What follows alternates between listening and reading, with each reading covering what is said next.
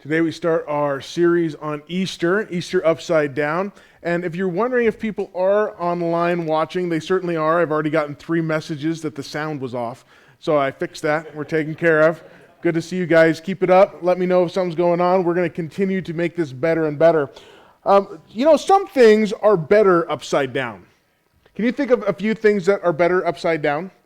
My first thought is pineapple upside down cake. It's better upside down.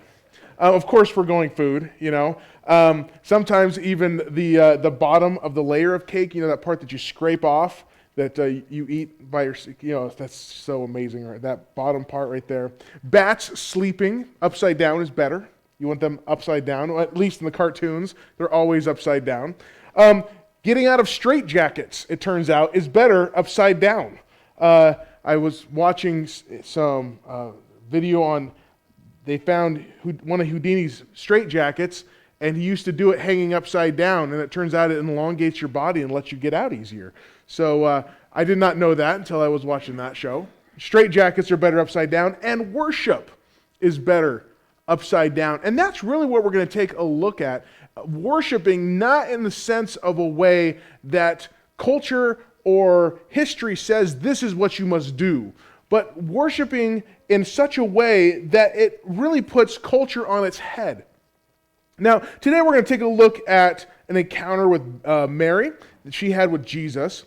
And we're going to see how Jesus and Mary, quite honestly, turn things upside down at a dinner party. His disciples are going to be enjoying a meal, and it's going to be an amazing moment that we look at even 2,000 years later.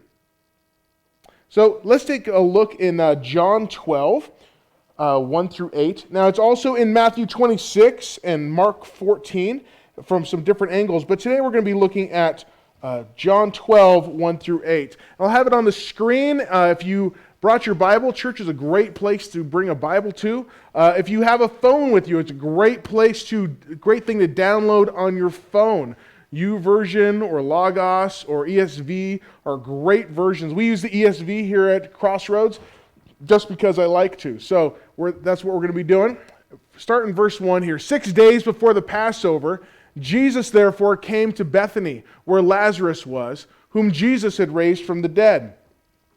So they gave a dinner for him there. Martha served, and Lazarus was one of those reclining with him at the table. Mary therefore took a pound of expensive ointment made from pure nard and anointed the feet of Jesus and wiped his feet with her hair. The house was filled with the fragrance of the perfume. But Judas Iscariot, one of the disciples, he who was about to betray him, said, "Why is this ointment not sold for 300 denarii and given to the poor?" He said this not because he cared about the poor, but because he was a thief, and having charge of the money bag, he used to help himself to what was put in it. Jesus said, "Leave her alone, so that she may keep it for the day of my burial. For the poor you will always have with you, but you do not always have me." And it's interesting, they're starting and they're having this dinner. And this dinner, let's back up just a second. First of all, we have Mary. We have Mary here, and she lived in a village called Bethany. Now, Bethany is about 2 miles outside of Jerusalem. There's another Bethany on the other side of the Jordan River, but the Bethany we're talking about here is about 2 miles outside of Jerusalem. It's where Jesus is going to start the Palm Sunday parade that goes into Jerusalem.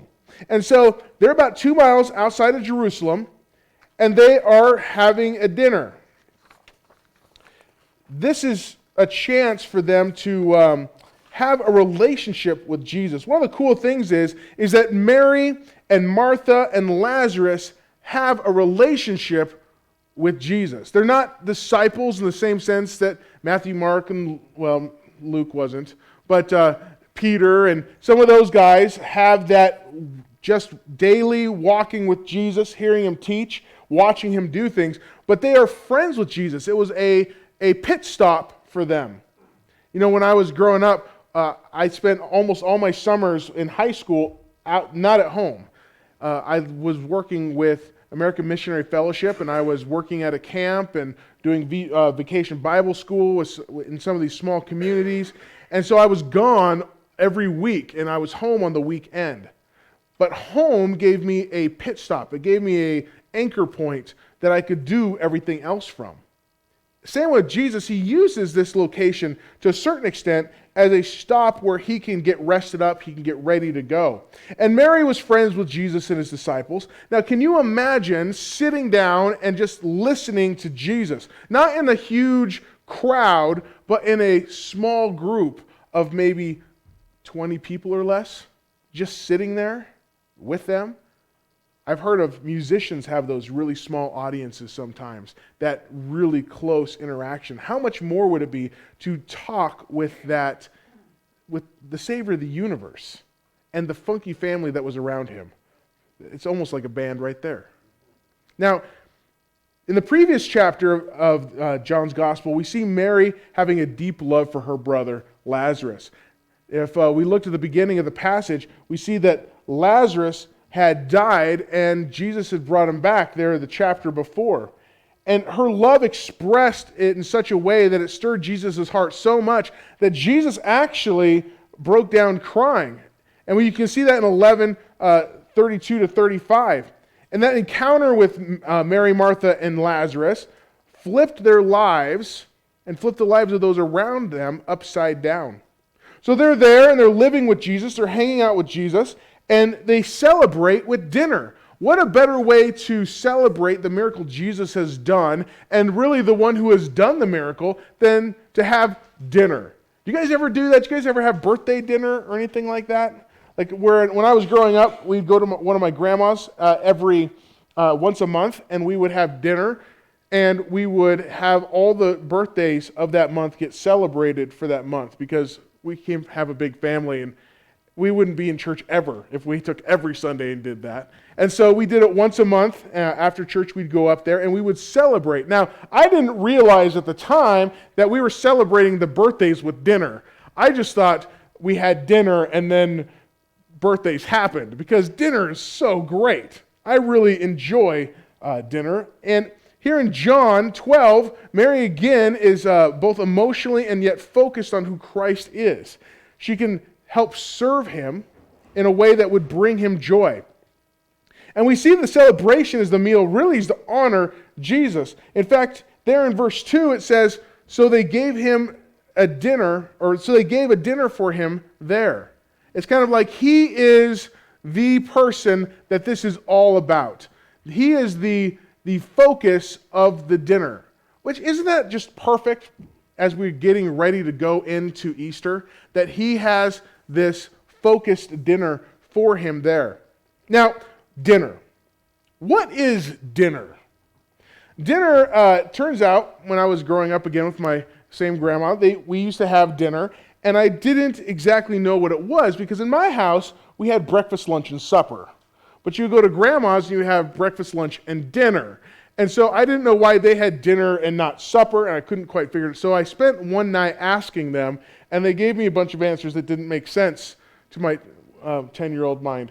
Not hard to do. It's very simple to do with my mind. But it turns out that dinner is the largest meal of the day. And because it's the largest meal of the day, it's an opportunity to talk and interact and spend time together as a family. And so it's very common for that dinner to be lunch at the lunch period on a Sunday, but other times it's much common for it to be at evening time, especially if you live in a farming or a ranching community where you're finally done for a bit. However, if you were a hobbit, you would have breakfast, second breakfast, elevensies, lunch, afternoon tea, dinner, supper, and midnight snack. So, it's all ranges on what that might be. So, here in the passage, the Greek word is dephron, and guess what it means? Yep, dinner. It's not anything super complicated. But in the Jewish culture, even more so than in ours, dinner is a place where you can get together with family and discuss. They would actually lengthen the meal by in course orientation. So you would have something, a little bit of something to eat while the rest of the things are getting together, and then so you're talking, you're hanging out, you're enjoying. You might see this more at a restaurant sometimes nowadays, where you sit down and they bring you your drinks, and then you have to wait to order, and then someone decides they want an appetizer, and the meal just lengthens out. And that's what's going on here, is the meal is getting lengthened out for an extended place of conversation. It's a time around the table. And dinner is and was a chance to celebrate what Jesus had done, especially in this situation. They were celebrating raising Lazarus from the dead, and for Jesus to prepare what was coming for later in that week. Now, they didn't necessarily know, but Jesus did. Isn't it amazing how God works everything out to his timing? For example, Custer School decided not to have classes this week because Governor Noem decided that this would be a good time to take off, give us a little bit of breather, maybe not have so much disease interaction. However, at the same time, we have this huge snow that happened a couple days ago, and it's supposed to be cold and snowy for the rest of the week. Now, did the governor or Custer School District know that that was going to happen? No. But God certainly works things out well. It's a great place for the kids to go play outside and get normal sick. You know, this is great. I've been wanting to do streaming online. We have a lot of people that come from a lot of places, both in the summertime on vacation or snowbirds that come back and forth. So for a long time, I wanted to stream to make sure we maintain that connection together. Well, about 3 weeks ago, I decided to put things together to make that happen. I just decided to do it. And then now we have this situation occurring. Is that a coincidence? No. Did I plan it? There's no way I could have planned it. I am not that smart. But God does. He knows what's happening. He knows how to put things together. And that's what's going on here. Now, not long ago, Martha was cooking and was upset for Mary not helping. And in fact, let's take a look at that. In Luke 10, so a couple pages back, in Luke 10, this is what's going, starting in verse 38. Now they went on their way, and Mary entered a village. And a woman named Martha welcomed her into her house. And she had a sister called Mary, who sat at the Lord's feet and listened to his teaching. But Martha was distracted with much serving. Isn't that interesting? She was distracted with much serving. Have you ever been distracted because you're just trying to serve? Like you want to be part of what's going on, but you're just too much and you're distracted? Well, that's what's going on with Martha here.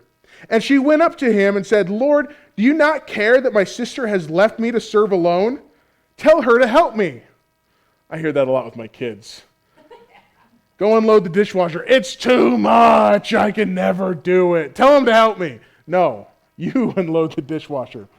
But the Lord answered her, "Martha, Martha, you are anxious and troubled about many things. But one thing is necessary. Mary has chosen the good position, which will not be taken away from her." Mary had already started sitting at the feet of Jesus, listening, absorbing what Jesus was talking about. And Martha was trying to serve. She's trying to get that stuff on the table, trying to make sure things are just right and taken care of. And yet Mary was making the wiser decision, as though when we get hungry, we don't always agree with that. But she was making a great decision to be with Jesus. And this dinner is going to be an upside-down, show-stopping moment.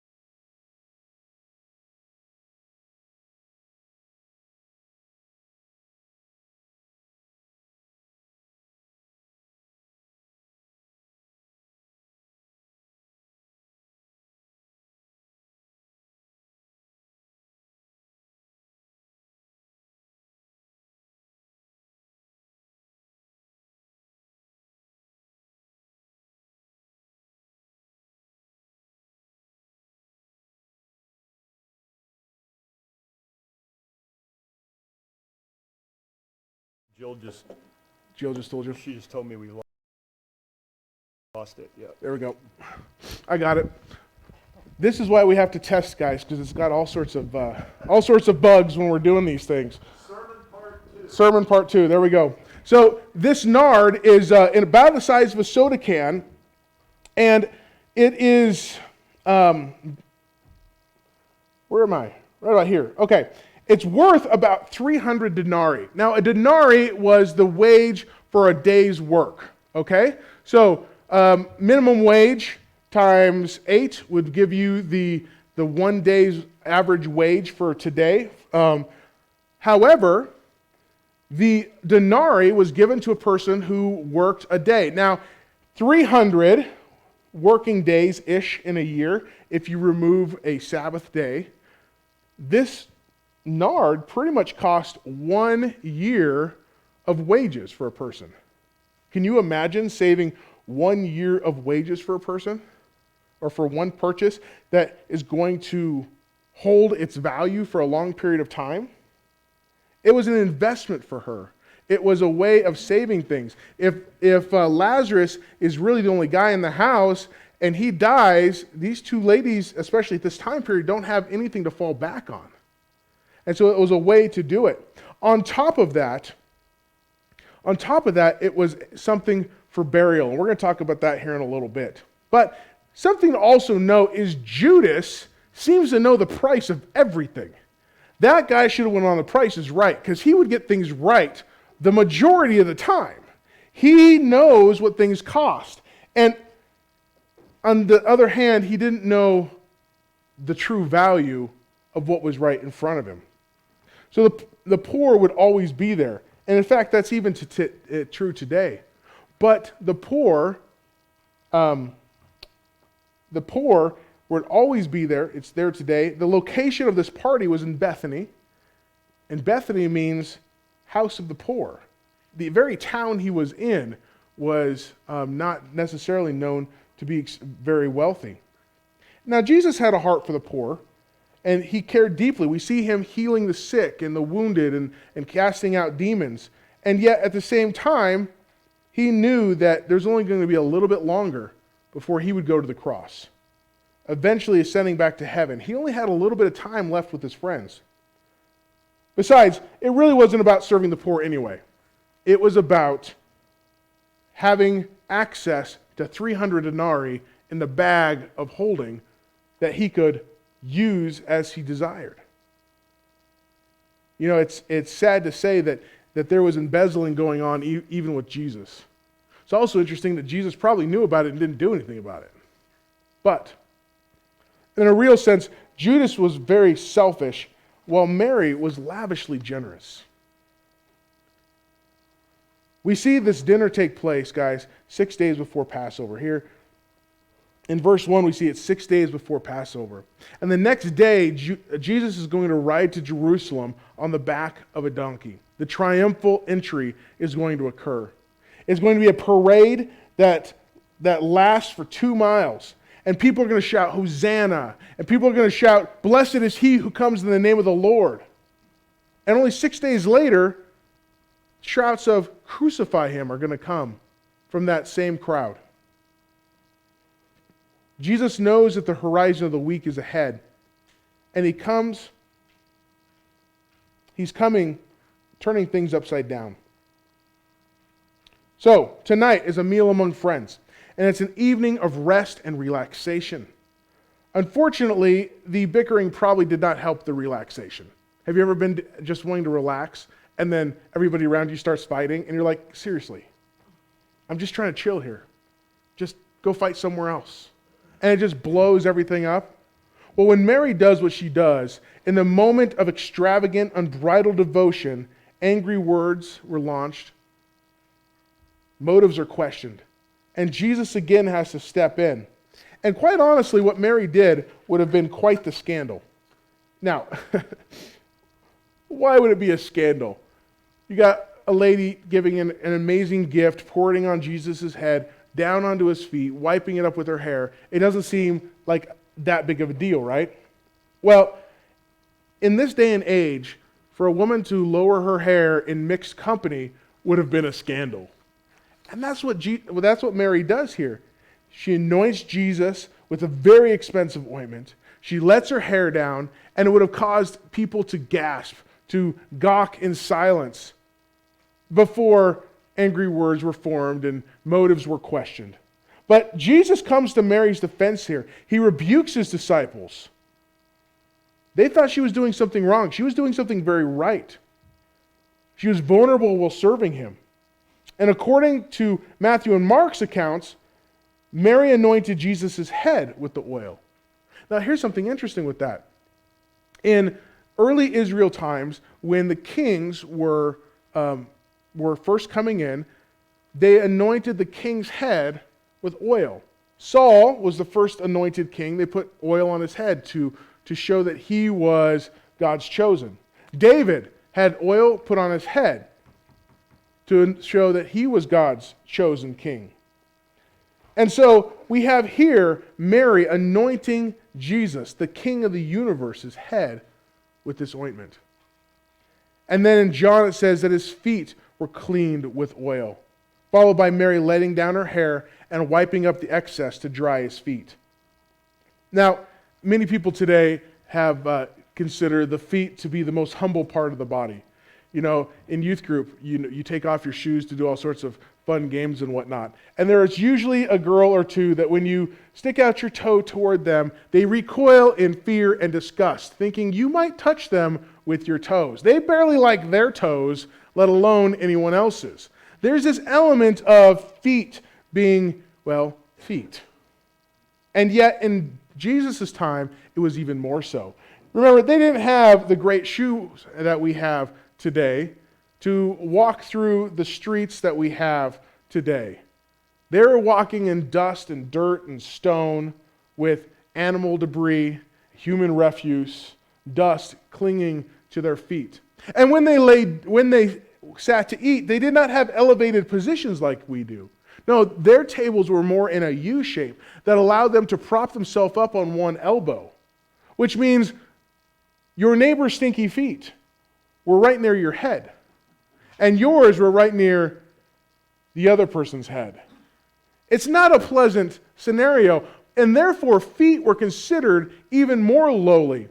However, hair, especially a woman's hair, is considered, even today in many places, as the most glorious part of her body. In fact, Paul says in 1 Corinthians 11:15, if a woman has long hair, it's her glory, but her hair is given to her for a covering. It's an amazing thing that a woman's hair is very important. You watch any TV and you know, because they always have shampoo commercials saying how great their will keep your hair and illustrious. And I remember a long time ago where you'd have that shampoo conditioner where some lady flips her hair back and it's super long and it's got that big streak. You know, hair is important to an extent, but especially in this day and age.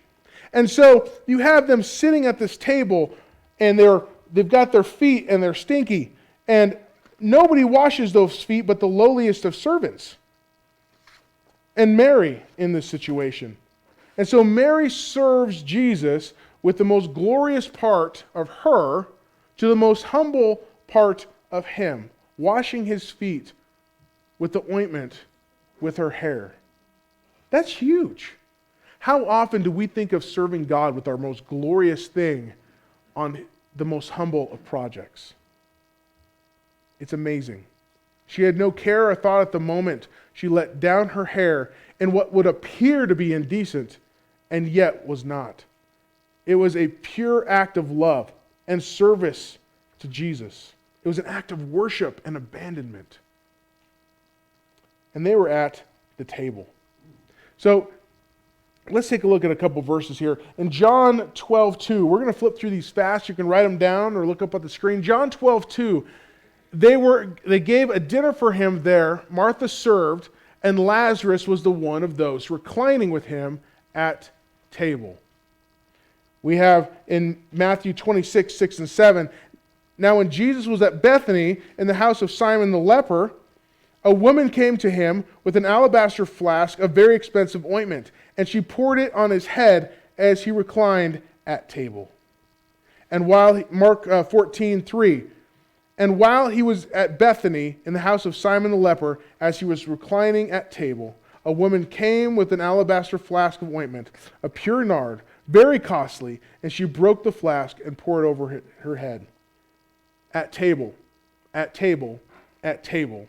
All of these accounts record it at the table. Now, why? This is actually something that was very new to me, but it's the most sacred place at home in a Jewish person. The term is called mikdash mi'at, and it's translated as little sanctuary or mini temple. You know, the concept of a man's home is his castle. Well, in this case, in the Near Eastern, it would be a man's home. A man's home is his little sanctuary or mini temple. And inside the mini temple, at the table, is the most sacred of those places. It's where the heart-to-heart connection among friends and with God takes place. When you read your Bible, when you spend time with God, where do you do it at? Often I do it in a chair, the easy chair. It's fantastic. But my wife does it at the table. It gives her better line control for when she's underlining and things. Mine aren't near as pretty as hers because I'm sitting in my easy chair. But the table is a common place where we study, we spend time with God's Word. Brendan Manning, he wrote in the Ragamuffin Gospel, he said, in the Near East, to share a meal with someone is a guarantee of peace, trust, paternity, and forgiveness. The shared table symbolizes a shared life. An Orthodox Jew saying, I would like to have dinner with you, is a metaphor that implies, I would like to enter into friendship with you. Even today, an American Jew will share a donut and a cup of coffee with you. But to extend a dinner invitation is to say, come to my... I'm going to say it right here. You know how I like to butcher words. My mikdash mi'at. The miniature sanctuary in my dining room table, where we will celebrate the most sacred and beautiful experience that life affords, friendship. This is what Zacharias heard when Jesus called him down from the sycamore tree. And that is why Jesus' practice of table fellowship caused a hostile comment from the outset of his ministry. Isn't that interesting? With this cultural context in mind, the most appropriate place in the house to worship Jesus is where? At the table. The truth of total devotion and abandon is right at the table. This is the mini sanctuary. This is a place of worship. And it also foreshadows what Jesus is going to do here later. In John 13, we see Jesus, towel around his waist, bowl in hand, washing his disciples' feet at the table. Well, the question is, I guess, why did Mary do this? We see in Matthew 26:12, Jesus, by pouring this ointment on my body, she has done it to prepare me for burial. Jesus is telling us why Mary did it. Even if Mary didn't entirely know why she did it herself, God had prepared this. It was poured on her, or Jesus saying, in pouring this ointment on my body, she has done it to prepare me for my burial. One of the primary expenses in the first century was ointments and perfumes. So when I was in 4th grade, or maybe it was 5th, we had a project to do. Our job was we had an imaginary $10,000, and we had to put together our own funeral and funeral arrangements and all that kind of stuff. We went down to the coroners and we looked at caskets, and we went to the headstones and we looked at headstone. We found out how much those cost. We went over to the graveyard and we saw what kind of it was going to cost and what it cost for a grave plot and all the different pricing schemes. I know, 5th grade sounds morbid. It was a great project.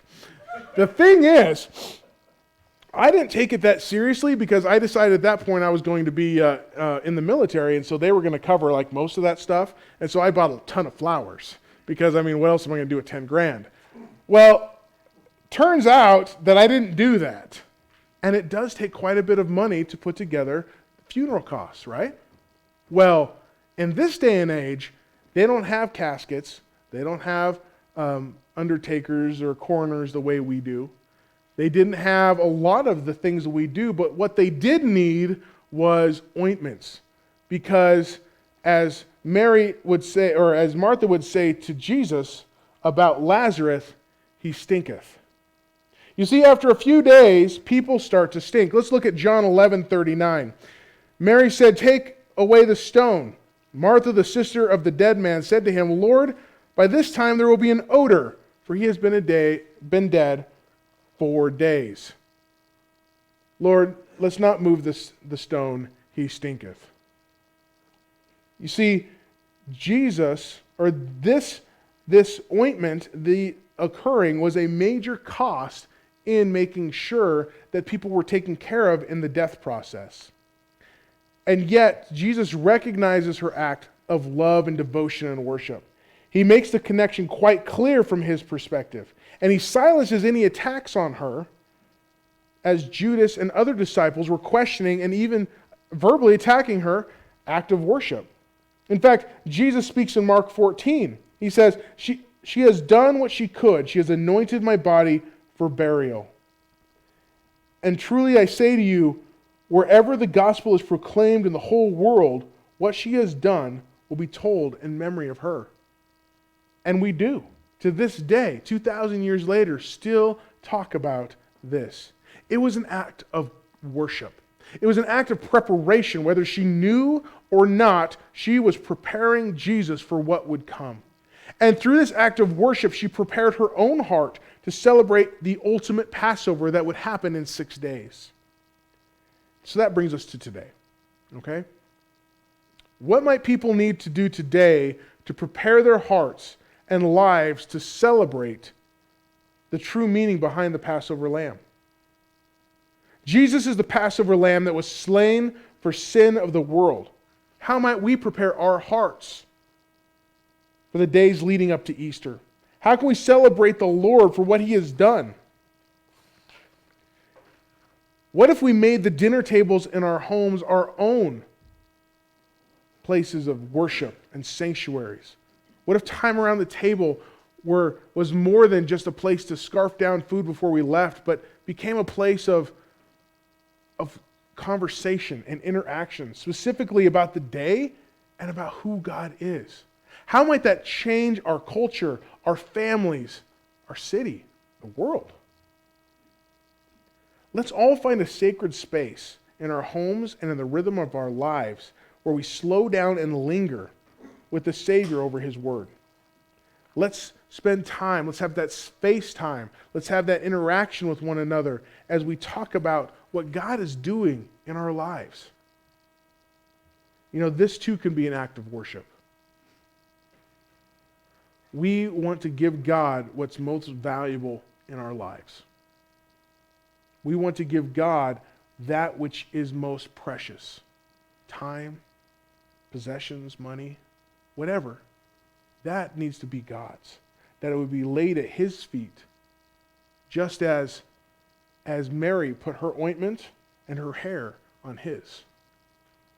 So let's make sure our worship does not fall short by merely being words we speak or songs we sing.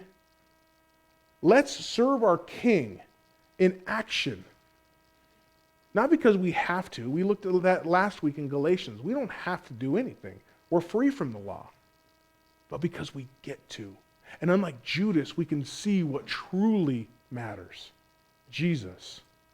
So the bottom line today, guys, is worship the King with action. Let's not just say a bunch of things. Let's do it. Not because we have to, but because we get to.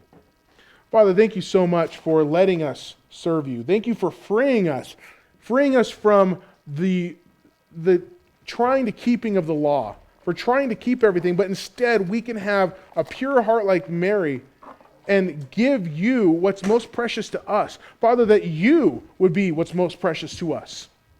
You are truly great. You are truly amazing. Let us realize that. Let us live it out. In Jesus' name, amen.